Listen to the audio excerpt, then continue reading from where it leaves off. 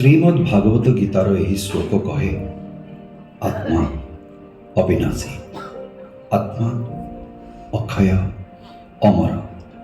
ठीक जेमिति डाक्टर देवेंद्र प्रधान अमरत्व प्राप्त कर सारी।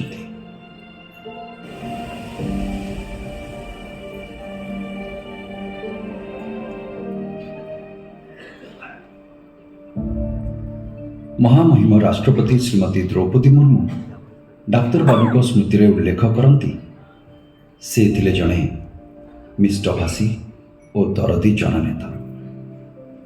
प्रधानमंत्री श्री नरेंद्र मोदी भाव श्रद्धांजलि अर्पण करी कहती, डाक्तर प्रधान को शून्य स्थान सर्वदा अपूरणीय।